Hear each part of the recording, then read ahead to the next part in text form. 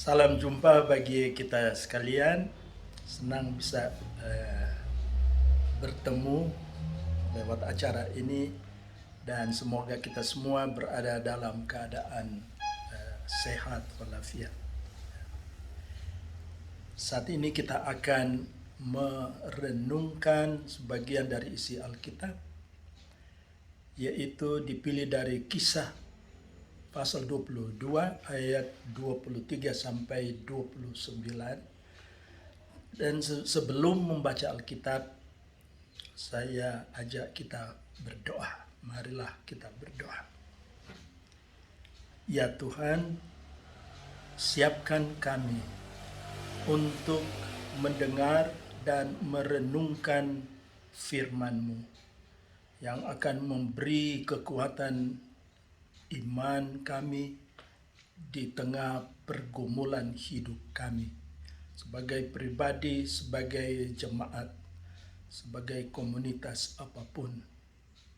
Siapkan kami semua oleh Roh-Mu supaya kami paham, mengerti, dan mampu melaksanakan firman-Mu dalam kehidupan kami setiap hari.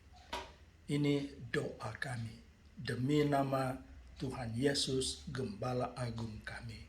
Amin.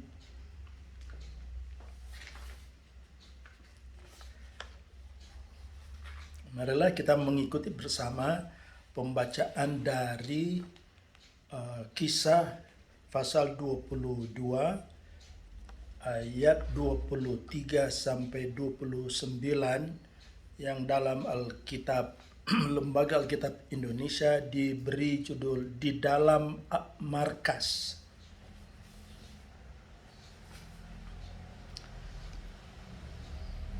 Mereka terus berteriak sambil melemparkan jubah mereka dan menghamburkan debu ke udara. Karena itu kepala pasukan memberi perintah untuk membawa Paulus ke markas dan menyuruh memeriksa dan menyesah dia supaya dapat diketahui apa sebabnya orang banyak itu berteriak-teriak sedemikian terhadap dia. Tetapi ketika Paulus ditelentangkan untuk disesah, berkatalah ia kepada perwira yang bertugas, "Bolehkah kamu menyesah seorang warga negara Rom, apalagi tanpa diadili?" Mendengar perkataan itu, perwira itu melaporkannya kepada kepala pasukan. Katanya, "Apakah yang hendak engkau perbuat? Orang itu warga negara Rom." Maka datanglah kepala pasukan itu kepada Paulus dan berkata, "Katakanlah, benarkah engkau warga negara Rom?" Jawab Paulus, "Benar." Lalu kata kepala pasukan itu, "Kewarganegaraan itu ku beli dengan harga yang mahal." Jawab Paulus, "Tetapi aku mempunyai hak itu karena kelahiranku." Maka mereka yang harus menyesah dia segera mundur. Dan kepala pasukan itu juga takut setelah ia tahu bahwa Paulus yang ia suruh ikat itu adalah orang Rom. Sampai sekian pembacaan Alkitab.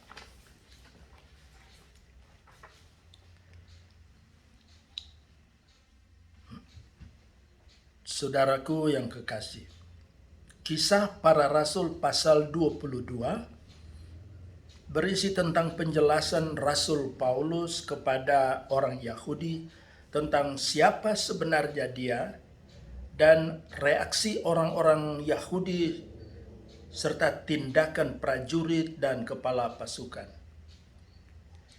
Perikop pembacaan hari ini yaitu Kisah 22 ayat 23 sampai 29 menceritakan tentang peristiwa-peristiwa menjelang akhir perjalanan pekabaran Injil Paulus yang ketiga.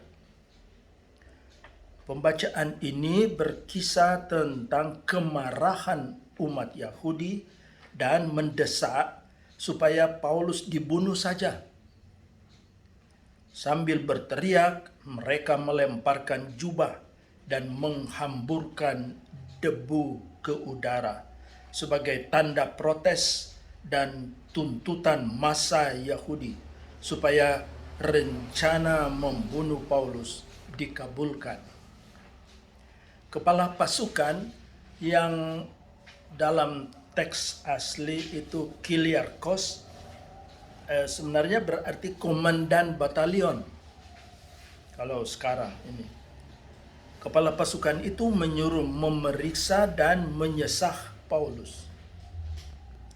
Kata memeriksa yang dalam bahasa Yunani anetazo, istilah yang dipakai dalam dunia hukum untuk memeriksa seseorang, terutama dokumen yang diperlukan. Kata menyesah dari kata mastix adalah sebuah kata benda yang berarti pemukulan, penyiksaan dengan cambuk supaya ia mengaku kesalahan. Sebelum disiksa, ia ditelentangkan, yaitu kepala menghadap ke atas. Dan ia bertanya kepada perwira yang bertugas, "Bolehkah kamu menyesah? Atau apakah diperbolehkan secara hukum untuk menyiksa seorang warga negara Roma tanpa diadili?" Itu di ayat 25. Maksudnya belum diketahui apakah orang itu bersalah atau tidak, itu sudah dihukum. Kepala pasukan mengetahui bahwa kewarganegaraan Paulus adalah Roma. Itu berarti ia harus dilindungi secara hukum. Kepala pasukan itu dulu membeli hak kewarganegaraannya dari Yunani menjadi Roma dengan membayar harga yang mahal. Sedangkan Paulus karena kelahirannya, maksudnya karena orang tuanya berwarga negara Roma, jadi otomatis ia berwarga negara Roma. Kepala pasukan yang dulunya bernama Lysias kini dirubah menjadi Claudius Lysias karena mengganti kewarganegaraan. Jadi nama aslinya Lysias, tapi setelah jadi warga negara Roma menjadi dirubah jadi Claudius Lysias.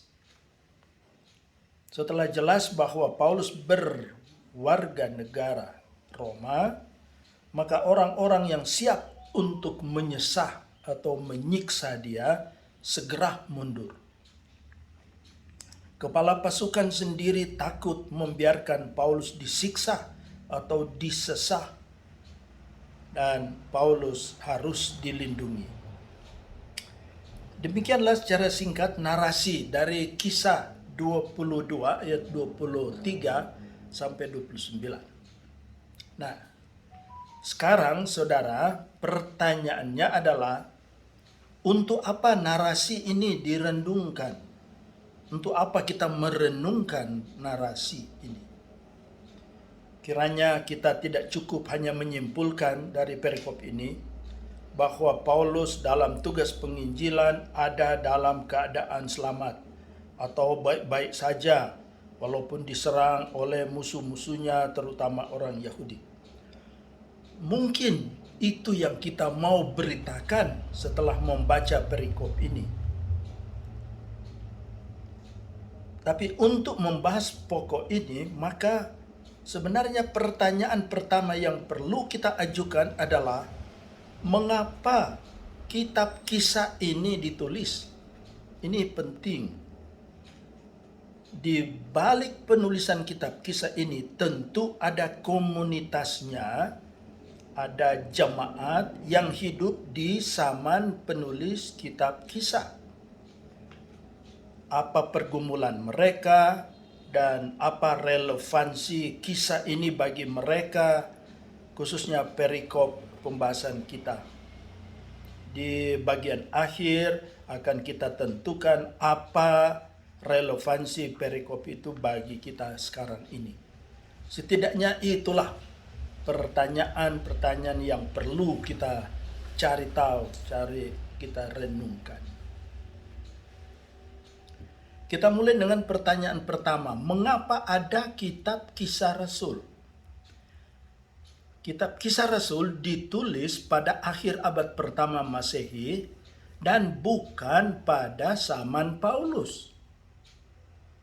Cerita tentang Paulus tetapi tidak ditulis pada waktu Paulus hidup.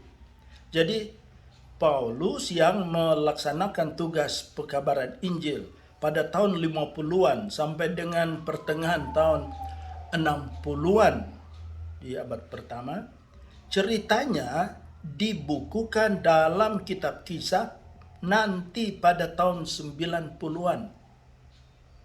Kira-kira 30 tahun setelah Paulus meninggal. Lukas yang adalah penulis kitab Kisah Rasul dalam sejarah kekristenan abad pertama menyusun kisah-kisah perjalanan pekabaran Injil Rasul Paulus untuk kepentingan komunitas perkotaan yang ada di Roma. Jadi Lukas menyiapkan kitabnya untuk komunitas Kristen yang ada di Roma pada akhir abad pertama. Jadi di akhir abad pertama, jemaat-jemaat termasuk jemaat Roma mengalami banyak tantangan dalam kehidupan beriman. Tetapi pekabaran Injil jalan terus di tengah segala tantangan itu.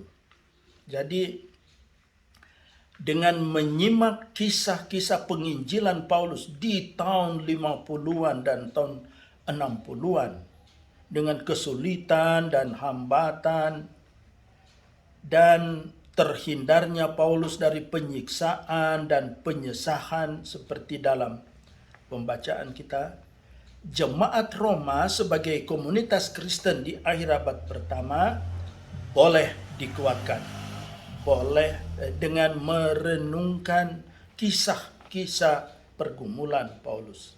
Dengan demikian riwayat pergumulan Paulus dicatat untuk menjadi dorongan dan penguatan iman orang-orang Kristen di abad pertama.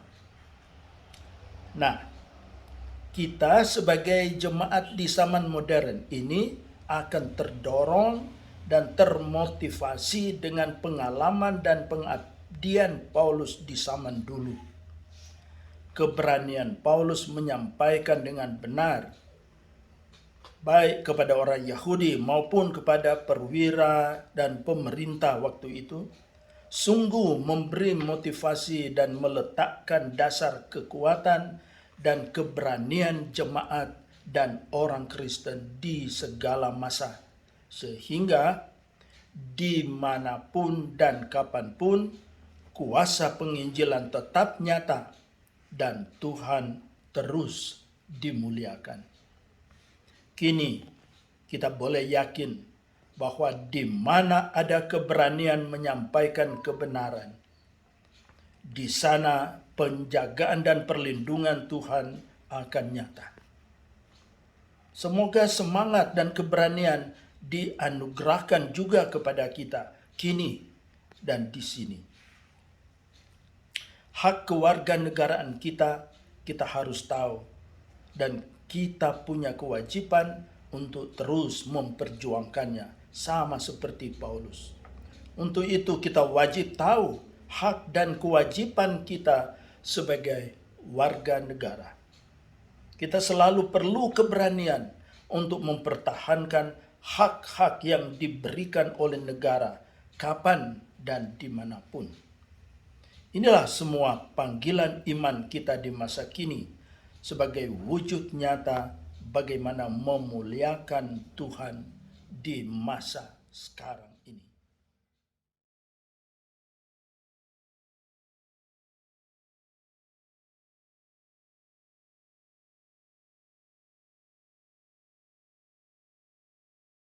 Oke, ya. Lebih dulu baiklah saya menjelaskan sedikit tentang asal dari Paulus ini. Dia berasal dari sebelah utara Palestina, di kota Damsyik, provinsi Kilikia, dan daerah itu sama dengan daerah lain adalah daerah di bawah pemerintahan Kekaisaran Romawi pada abad pertama itu.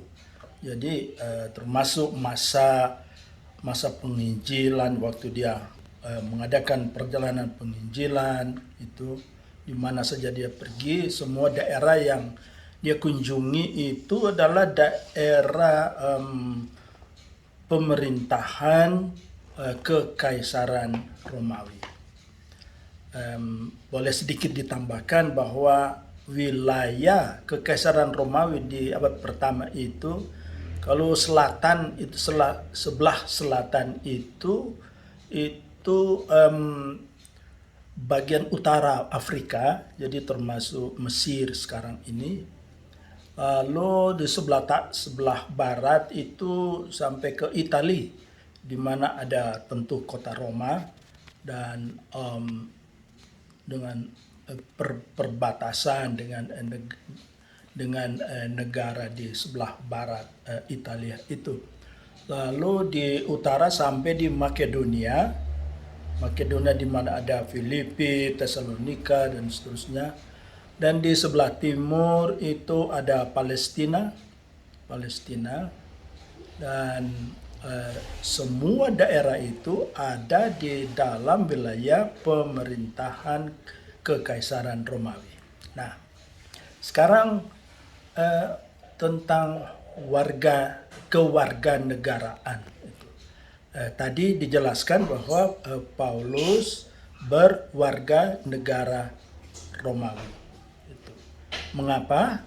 Karena dia keturunan, jadi orang tuanya adalah orang yang memang berwarga negara Romawi. Dengan sendirinya dia sebagai anak itu mengikuti orang tuanya tentang kewarganegaraan. Nah, ternyata itu menguntungkan dia dari segi politik. Dari segi politik itu sangat menguntungkan dia. Mengapa? Dalam cerita tadi sudah jelas bahwa orang yang berwarga negara Roma itu dijamin kehidupannya oleh pemerintah. Ya, jadi dia tidak dapat dipersalahkan begitu saja. Ya, tidak boleh disiksa atau dipersulit begitu saja tanpa sebab, ya. Tetapi kecuali tentu dia sudah berbuat kesalahan yang fatal, ya. Tetapi di kasus Paulus, khususnya dalam pembacaan kita itu, ia bertanya kepada prajurit yang bertugas waktu itu. Dia bertanya, apakah menurut hukum diperbolehkan orang yang berwarga negara Romawi untuk disesah atau disiksa sebelum nyata kesalahannya itu, sebelum diperiksa, sebelum diadili. Sebenarnya secara langsung dia mau katakan, karena saya berwarga negara Romawi, saya berhak untuk tidak boleh diapa-apakan. Ya.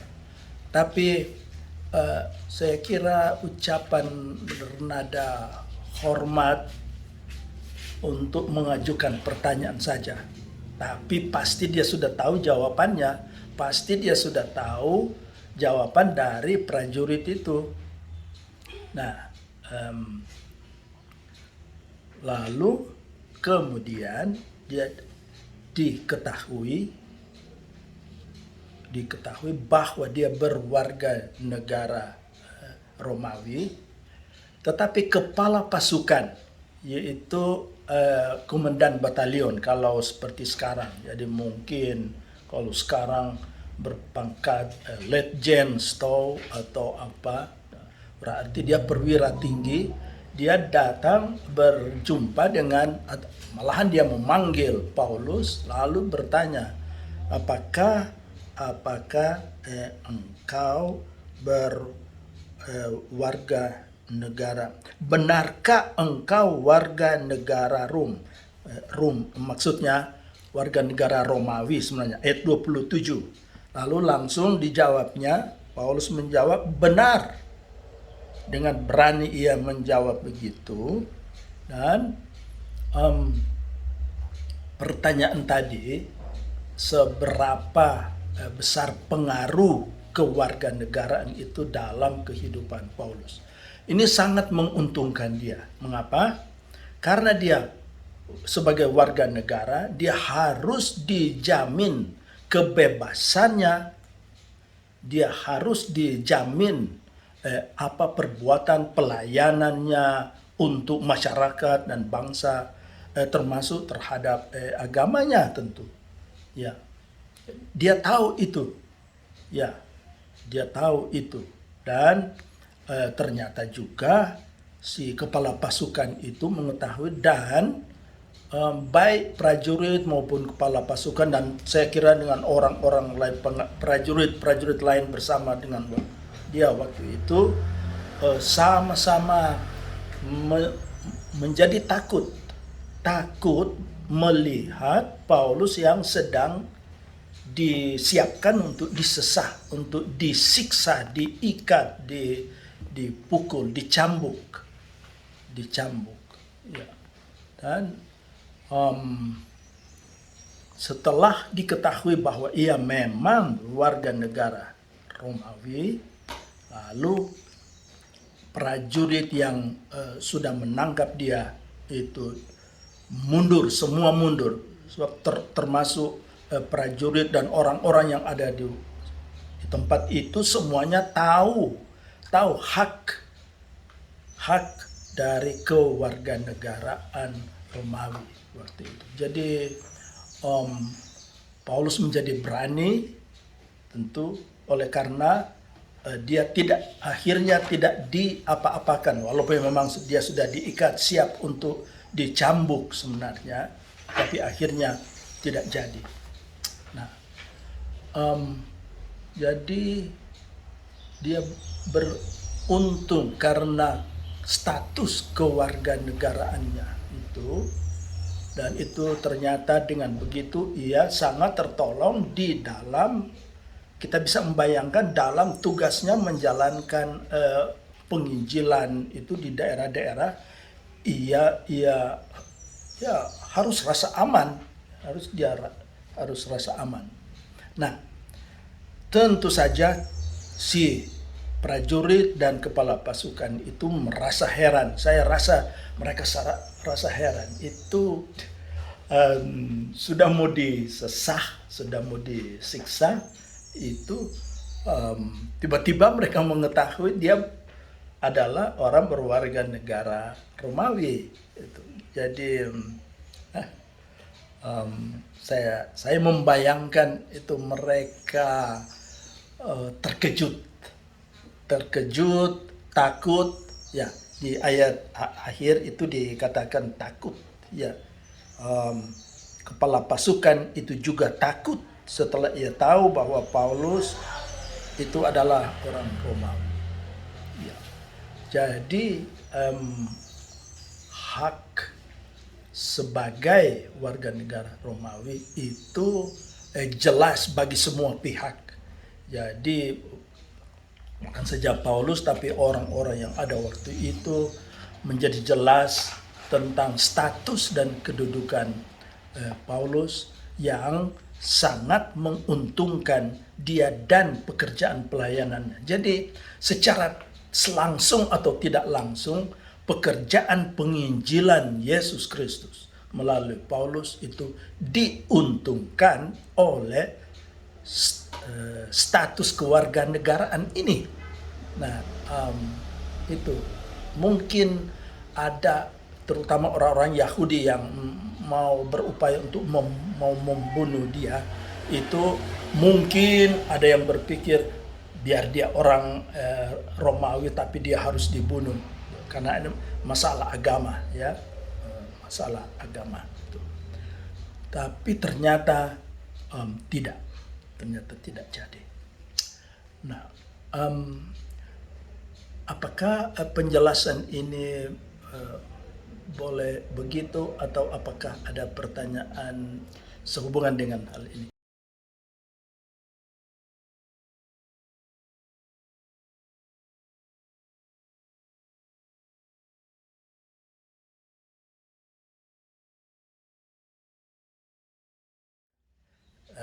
Jadi apa implikasinya ya dari status kedudukan Paulus, keuntungan yang ia peroleh bagi kita sekarang ini? Ya, saya kira itu suatu pertanyaan yang menarik. Ya. Oleh karena mungkin banyak orang Indonesia tahu bahwa ia berwarga negara Indonesia, tetapi tidak mau mempertahankan hak dan kewajibannya sebagai warga negara. Artinya mungkin juga kita sering dengar banyak orang yang ditipu, ya, diperlakukan tidak adil, padahal menurut hukum dia harus dibebaskan umpamanya. Saya kira banyak kasus tentang itu, banyak kasus di mana orang yang belum terbukti bersalah sudah dihukum. Ya, saya kira itu contoh-contoh yang baik bagi orang Indonesia yang rupanya tidak menyadari, tidak menginsafi akan kedudukannya sebagai warga negara Indonesia. Ya. Dan berhubungan dengan itu, sebenarnya hak itu harus berjalan bersama juga dengan kewajiban sebagai warga negara. Kewajibannya adalah bahwa setiap warga negara bukan saja berhak, tetapi berkewajiban untuk membela negara ini. Apalagi kita dalam suasana memasuki perayaan hari ulang tahun kemerdekaan ini, saya kira jadi perenungan yang baik bahwa begitu banyak orang yang hanya mengetahui haknya, hanya tahu menuntut karena saya negara, pemerintah harus buat ini. Ya, saya harus diberikan itu, saya harus diperlakukan, saya harus dilayani dan seterusnya. Tapi banyak orang yang tidak tahu, tidak menyadari dan kewajibannya sebagai warga negara untuk bagaimana ia berpartisipasi dalam pembangunan bangsa ini, bagaimana ia menjadi alat untuk membangun perdamaian, alat untuk memajukan bangsa ini, untuk menyejahterakan masyarakat. Semua warga Indonesia harusnya terpanggil untuk mengambil bagian dalam bersama-sama membangun bangsa.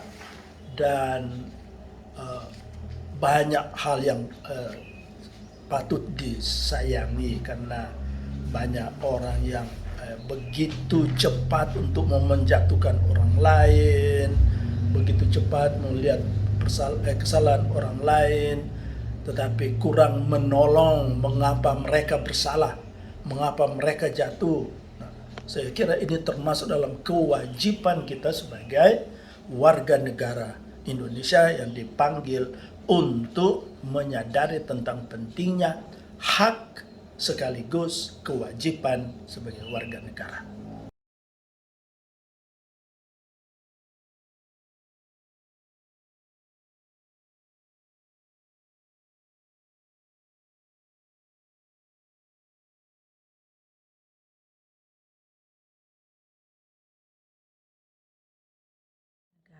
Ya.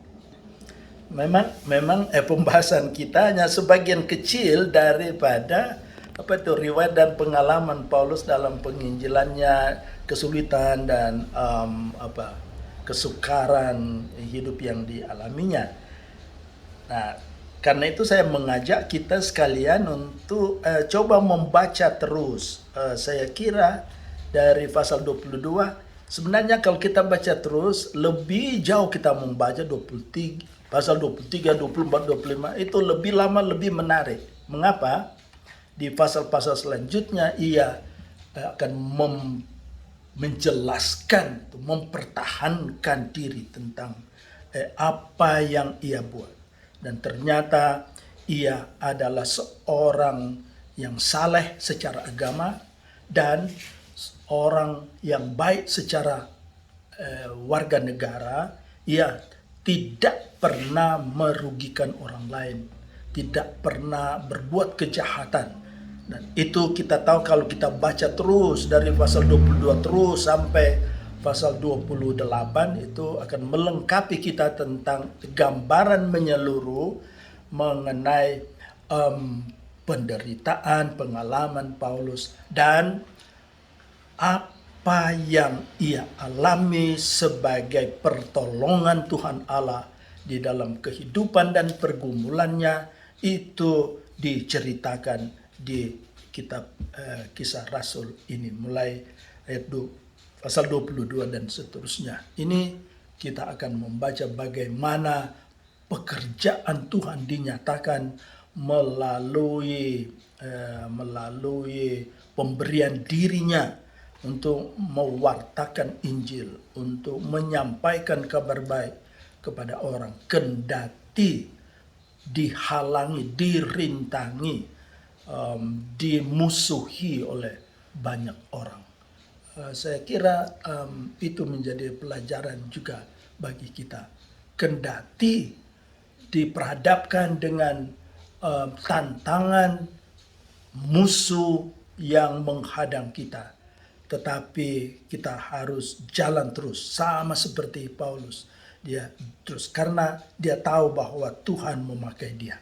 Jadi selama kita yakin bahwa kita dipakai oleh Tuhan menjadi hambanya, entah sebagai pendeta, sebagai guru agama, sebagai penatua, sama apa saja, ya selama itu kita akan menyaksikan bagaimana Tuhan bekerja. Walaupun seringkali memang kita tidak tahu cara Tuhan bekerja, tetapi pada akhirnya kita akan melihat bahwa sungguh Tuhan itu penguasa dan pengasih, dan memanggil orang-orang untuk menjadi alatnya untuk kerajaan Allah. Oke, demikianlah perenungan kita tentang pengalaman Paulus di dalam kerja pelayanannya. Tetapi kita sudah sedikit berefleksi tentang makna bagi kehidupan kita sekarang ini. Semoga ada manfaat, semoga bermanfaat diskusi kita ini, dan saya harap bahwa penjelasan ini masih menggugah kita, menimbulkan pertanyaan-pertanyaan lanjutan yang entah bagaimana kita akan diskusikan selanjutnya. Tetapi kita percaya bahwa Tuhan akan terus menyertai kita di dalam semua upaya kita untuk memperdalam pengetahuan kita tentang kekayaan kemurahan Tuhan Allah dalam dunia ini. Semoga berkat Allah menjadi bagian kita. Penyertaan Tuhan dalam seluruh tugas pelayanan kita akan menjadi bagian kita untuk hormat dan kemuliaan nama Allah Bapa Surgawi. Amin.